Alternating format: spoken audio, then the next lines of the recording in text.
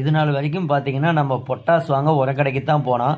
ஆனால் இனி போக தேவையில்லை. பார்த்தீங்கன்னா நிறையா பொருளில் பொட்டாஸ் இருக்குது. அதில் ஒரு பொருள் தான் இப்போ நம்ம எடுத்து பண்ணுறது தேங்காய்.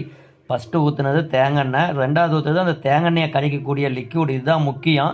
அனைத்து விதமான எண்ணெயும் இந்த லிக்யூடில் கரைச்சிக்கலாம். ஒட்டும் பசியாகவும் வேலை செய்யும். இது வந்து பார்த்தீங்கன்னா அந்த எண்ணெயை பால் மாதிரி உடைக்கும். அதாவது எண்ணெயை உடைச்சோம் அப்படின்னா தான் எண்ணெயில் உள்ள சத்து 100% நம்ம மண்ணையும் பாதிக்காது, மண்ணுக்கு சத்தாகவும் கிடைக்கும்.